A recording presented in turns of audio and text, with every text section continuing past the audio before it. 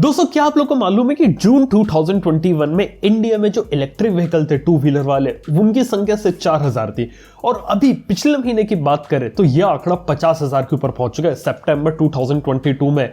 और देखा जाए तो इंडिया में आज के समय में काफी सारे लोग इलेक्ट्रिक गाड़ियां यहां पर ले रहे हैं, लेकिन सबसे बड़ी प्रॉब्लम पता है इलेक्ट्रिक गाड़ियों के साथ क्या है? इलेक्ट्रिक गाड़ी की कीमत हमेशा काफी ज्यादा रहती है। अब इसके मल्टीपल रीजन है और फोर व्हीलर की कीमत तो काफी ज्यादा हो चुकी है, लेकिन जहां इंडिया में एक अच्छे टू व्हीलर की रिक्वायरमेंट है वहां पे अगर आपको एक अच्छा इलेक्ट्रिक टू व्हीलर चाहिए तो आपको 1 लाख रुपए के अंदर लेना पड़ता है। अगर मैं ओला S1 के बारे में बात करूं, ओला S1 Pro के बारे में बात करूं, ये दोनों तो ऑलरेडी है महंगे, लेकिन इसके कंपटीशन में एथर की कीमत भी काफी ज्यादा होती है। इसी के साथ ही बजाज चेतक तो और महंगा है। इसके साथ ही हीरो का वीडा आया, उसकी कीमत 1,45,000 रुपए से शुरू होती है। मतलब कुल मिला के बात है कि हर एक कंपनी के जितने भी अच्छे प्रोडक्ट्स हैं सबकी कीमतें ज्यादा है और अवेलेबिलिटी बहुत ही लिमिटेड है, कुछ ही शहरों के अंदर देखने को मिलता है। और लग रहा है कि शायद ओला इलेक्ट्रिक ने शायद इस चीज को यहां पे सॉल्व करने का एक पूरा ठान लिया, क्योंकि अब ऐसा लग रहा है कि यूजर के फीडबैक से उन्होंने अपने प्रोडक्ट को भी अब दोबारा से रीडिजाइन किया है और एक ऐसा नया प्रोडक्ट निकाला है जब वो देख के लगता है कि इस बार शायद इंडिया के लोगों को थोड़ी चीज ज्यादा पसंद आए।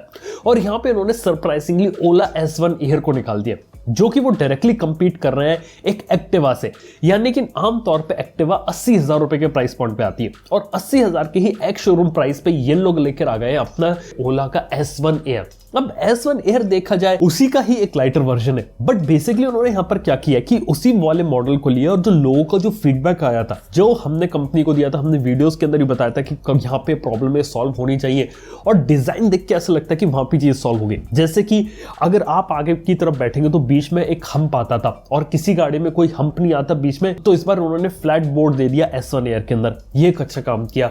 पीछे की ग्रैब रेल काफी ज्यादा वीक थी, इसका एक फीडबैक यहां पर दिया गया था, उन्होंने ग्रैब रेल का पीछे से डिजाइन यहां पे चेंज कर दिया। यहां पर एक फीडबैक दिया था कि आगे सिंगल सस्पेंशन उन्होंने दिया है, इस बार उन्होंने S1 एयर में डुअल जो शॉक एब्जॉर्बर होते हैं वो दे दिए और पीछे भी डुअल शॉक एब्जॉर्बर होते हैं वो यहां पर दे दिए। यहां तक की बात किया तो ओवरऑल डिजाइन को तो यहां पे बेटर कर ही दिया, प्लस यहां पे प्राइसिंग को भी यहां पे कंट्रोल कर लिया। इसके साथ ही बात किया तो S1 एयर है तो S1 Pro के कंपैरिजन में इसकी जो रेंज है वो कम होगी। फिलहाल के तौर पे बात करें इसके अंदर आपको 3 मोड देखने को मिलेंगे, इको, नॉर्मल और स्पोर्ट्स मोड। और इको मोड के अंदर IDC जो रेंज है वो निकाली उन्होंने 100 किलोमीटर की, लेकिन 100 किलोमीटर रेंज आप यहां पे एक्सपेक्ट कर नहीं सकते। एग्जैक्टली में IDC की जो रेंज आती है ना उसमें से आपको 25% कम करना होता है और वो इसकी एक्चुअल रेंज होती है। तो अराउंड 75 किलोमीटर के अराउंड आपको नॉर्मल यूज केस के अंदर इसके अंदर रेंज देखने को मिलेगी।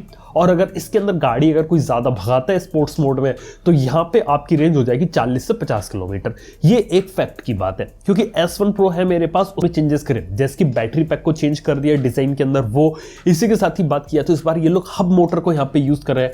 हब मोटर के अंदर कोई बेल्ट या फिर आपकी चेन कनेक्ट नहीं होती, डायरेक्टली व्हील से कनेक्ट होती है और उसकी पावर है 4.5 किलोवाट की, as compare to S1 Pro उसके अंदर 8.5 किलोवाट की थी। तो ये ज्यादा भाग नहीं सकती। इसकी टॉप स्पीड देखा तो 85 kmph बोली है, लेकिन वो कुछ सर्टेन सिनेरियोस के अंदर है। इसी के साथ ही बात की जाए तो एक्सेलरेशन में बोला गया है स्पोर्ट्स मोड के अंदर 0 to 40 टच कर जाएगा 3.4 सेकंड में, तो थोड़ी बहुत पावर निकल जाएगी, लेकिन उतनी ज्यादा पावरफुल नहीं जितना आपका S1 या S1 Pro होता है, लेकिन फिर भी एक काम के प्रोडक्ट यहां पे लग रहा है। इसके साथ ही इसको सस्ता बनाने के लिए इसके अंदर कोई भी डिस्क ब्रेक्स वगैरह को नहीं दिया है, लेकिन एक बात रखिए कि इन्होंने जो पुराना S1 था ना उसी का ही डिजाइन कंटिन्यू किया है और उसी को ही पहले से ज्यादा रिफाइन करके उन्होंने बनाया है।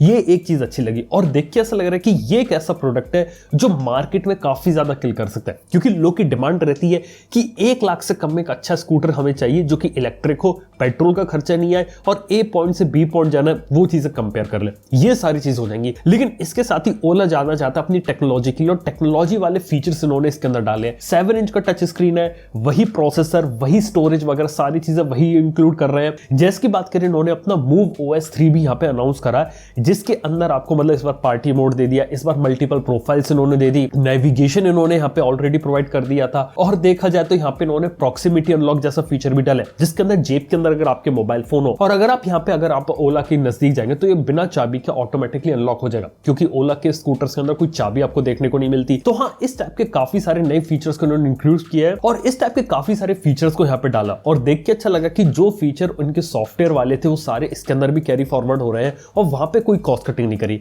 लेकिन फिर भी 2 फीचर होंगे ऐसे जो शायद आपको इसके अंदर देखने को ना मिले। पहला फीचर होगा हाइपर मोड जो S1 Pro के अंदर रखा गया और दूसरा फीचर होगा क्रूज कंट्रोल का जो अभी भी S1 Pro में आता है, जिसके अंदर स्पीड आप अपनी लॉक कर सकते हैं, आपको बार बार एक्सेलरेशन देने की जरूरत नहीं है। लेकिन काफी सारे दूसरे एक्साइटिंग फीचर जैसे हिल होल्ड की बात करें या फिर दूसरी चीजें, वो भी आपको इसके अंदर देखने को मिलेंगी। तो उस हिसाब से देखा जाए तो काफी अच्छा रिफाइंड प्रोडक्ट और MoveOS 3 के साथ तो काफी अच्छा हो जाता है। हालांकि बात किया तो फरवरी से इसकी बुकिंग होगी और अप्रैल 2023 में बिकेगा, और हो सकता है कि तब तक हमें इसकी क्लियर पिक्चर आ जाए। लेकिन अगर कोई इसे लेने वाला है तो थोड़ा सा वेट कर लेना। शुरुआती बैचेस में हो सकता है शायद कुछ दिक्कतें हो, थोड़े इतने रिफाइंड ना हो, लेकिन बाद वाले जो वर्जन्स होते हैं काफी ज्यादा रिफाइंड होते हैं। लेकिन ओला हो सकता है अपनी गलतियों से सीख गया हो, और वो एक चीज है। इसके साथ ही बात की जाए तो सर्विस के अंदर भी इंप्रूवमेंट हुआ है। उनके पिछले कुछ समय में सर्विस वैन और सर्विस लोकेशन भी इंप्रूव हुई है।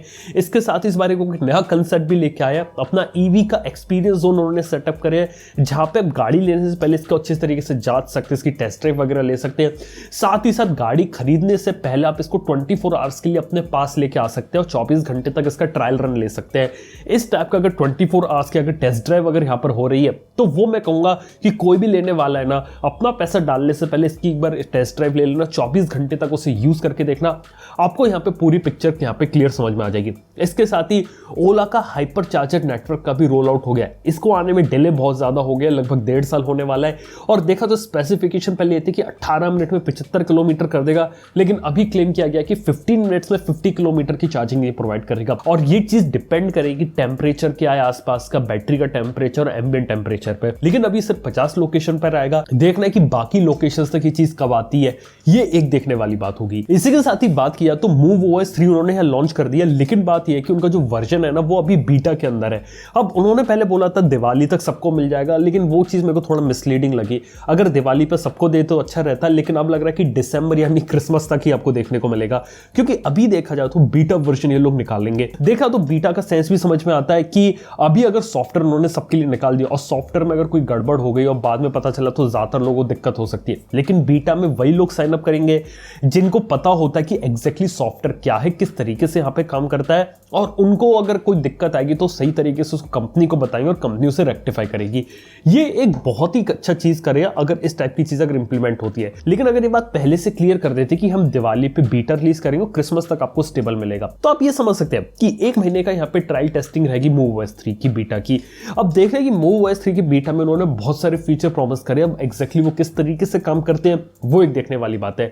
हाईलाइट तो उन्होंने अपना पार्टी मोड, प्रॉक्सिमिटी अनलॉक ये सब करा है, लेकिन काफी सारे दूसरे फीचर है, जैसे कि डॉक्यूमेंट्स आप इसके अंदर स्टोर कर सकते हैं, वो एक अच्छा फीचर है। इसके साथ ही रीजनरेटिव एनर्जी के लिए वो एक अच्छे फीचर्स उन्होंने डाले, हैजार्ड लैम्प, और भी काफी सारे सॉफ्टवेयर वाले फीचर डाले हैं। देखा जाए तो पूरा कंप्यूटर जो रहता है ना, वो चीज आपको यहाँ देखने को मिलेगी, तो वो भी काफी बेटर चीज हो जाती है। लेकिन अब देखना कि एग्जैक्टली प्रैक्टिकल यूज केस में कितने प्रोडक्ट्स आते हैं।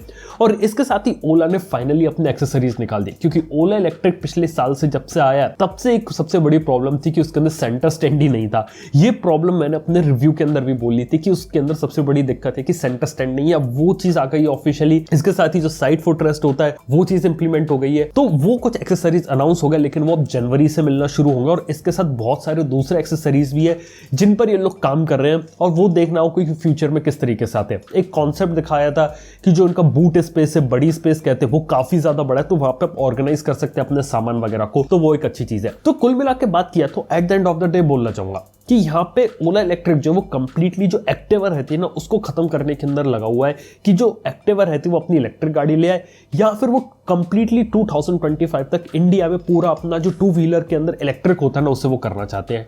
ये बात उनकी यहाँ पे मेरे को समझ में आ गई। देखा जाए तो सस्ते में एक अच्छा इलेक्ट्रिक प्रोडक्ट की रिक्वायरमेंट थी, मार्केट में ये चीज मिसिंग थी, वो लोग ये लोग लेके आ गए। उम्मीद करते कि जितने ज्यादा प्रॉमिस उन्होंने करे उन पे खरा उतरे इस बार, और अपनी जो पुरानी गलतियां थी उन्हें सीखे। क्योंकि S1 एयर को देख के लगता है कि जो गलती उन्होंने पास में करी थी वो सारी इस प्रोडक्ट के अंदर उन्होंने सॉल्व कर दी, और पहले से ज्यादा रिफाइंड लग रहा है। अब उनके पास फैक्ट्री है, सर्विस नेटवर्क काफी इंप्रूव हो चुका है, एक्सपीरियंस जोन आ चुकी है, इतने सारे यूजर्स है, सॉफ्टवेयर का डेटा आ चुका है उनके पास। करेंटली बात किया तो ओला इलेक्ट्रिक इंडिया की दूसरी सबसे बड़ी इलेक्ट्रिक 2 व्हीलर कंपनी है। ओकिनावा अभी भी आ गया है, लेकिन मंथ ऑन मंथ में अगर रेट देखे तो अभी ओला इलेक्ट्रिक आगे निकल रही है, और देखते हैं कि दिसंबर तक ये लोग नंबर 1 आते कि नहीं आते। इसके साथ ही एक और हिंट ये भी मिल चुका है कि ये लोग अगले साल अपनी मोटर बाइक पे भी लाने वाले हैं। तो हाँ, 2 व्हीलर तो एक ऐसी चीज थी जिसमें स्कूटर तो बना दिया मास मार्केट के लोग एक जगह से दूसरी जगह ले जाने के लिए, लेकिन काफी सारे लोगों को एक मस्कुलर बाइक चाहिए रहती है, और वो चीज भी यहाँ पे डेवलप हो रही है और अगले साल हो सकता है वो भी आपको देखने को मिले। इसके साथ ही एक अच्छा काम इन्होंने यहाँ पर किया कि इसकी जो अवेलेबिलिटी वो पैन इंडिया हो रही है।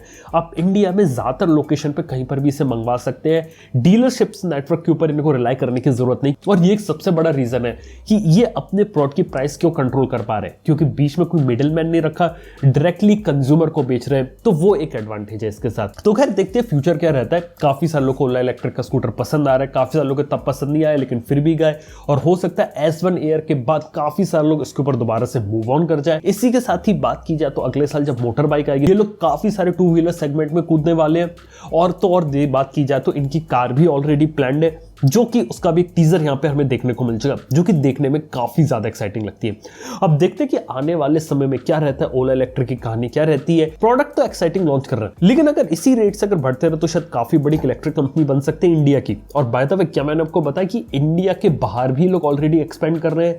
नेपाल 2022 एंड में इनका S1 जा रहा है, और S1 जो स्कूटर रहता है ये यूरोप और यहां तक कि लैटिन अमेरिका में भी बिकता हुआ देखने को मिलेगा। तो ये काफी सारी ऐसी चीजें जहां पे वो लोग सही काम कर रहे हैं। अब देखते हैं कि जिस स्केल पे काम होता है इसका रिजल्ट यहाँ पे क्या रहता है, और फ्यूचर में अपने प्रोडक्ट किस तरीके से निकालते हैं। उम्मीद करते हैं कि बग्स कम हो, इश्यूज कम आए, और लोगों को दिक्कतें आती है जल्दी से जल्दी रिजॉल्व हो, और धीरे धीरे उनका प्रोडक्ट भी रिफाइंड हो रहा है। तो वो एक बेटर चीज है। अब देखने वाली बात होगी जो उनका जो नया S1 एयर आता है उसकी रोड पर प्रेजेंस क्या रहती है और वो लोगों को किस तरीके से भाता है, क्योंकि अभी भी मोटा मोटा स्पेसिफिकेशन है। एग्जैक्टली में प्रोडक्ट कैसा होगा उसकी टेस्ट राइड के बाद भी पता चलेगा, तब हम और काफी सारी क्लियर बातें बता पाएंगे आप लोगों को। बाय द वे आप लोगों को जो भी ओपिनियन है नीचे ओला को लेके, ओला इलेक्ट्रिक को लेके बात नीचे कमेंट बताना ना भूलना। वीडियो अगर आप लोगों को पसंद है लाइक कर देना। थैंक यू वीडियो देखने के लिए। आप सुन दो नेक्स्ट वन के अंदर। Good bye.